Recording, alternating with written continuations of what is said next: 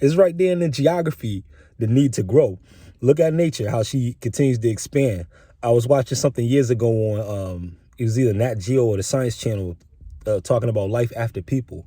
And what happens is if once people stop growing and stop building on a particular landscape, nature just grow right on top of it. It'll rain, it'll be cities underwater, it'll be whole civilizations that once stood in the ruins or whatever is left will be grown right on top of. They'll be underground, that civilization to be in a cave, or that civilization to be underwater, etc.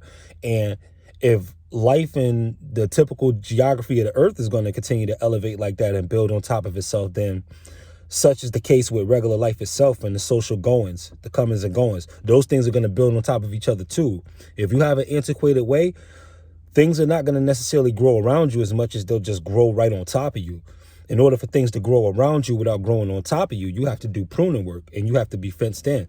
You are going to have to establish a boundary and you're going to have to establish an entity, an enterprise, an empire, a kingdom, where you have a fortress that's surrounded what you're trying to grow until it's ready to sprout. It may not be ready to sprout. You may have to have your talents and your gifts fenced in with more knowledge and more education and more training.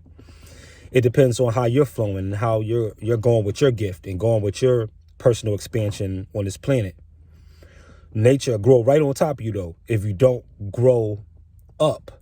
You know how we use that in terms of maturity, but it's kind of, you can see it physically too, with the geography, how things tend to grow upward or outward. That's what we have to do. We can't necessarily grow downward unless it comes down to being rooted. That would be more of a us growing into the earth type of thing, us being more cemented in what we believe. And that has everything to do with maintaining a moral compass, so to speak. So this is how you go in this growing world, in this world where everything is a skyscraper. Don't fault the man for building the towers. The towers is just there to mimic the trees and the grass.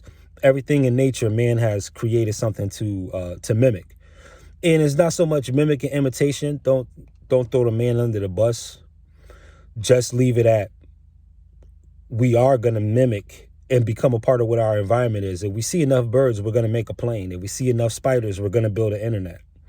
If we see enough, etc. We see enough dolphins and whales, we're going to build submarines and whatnot.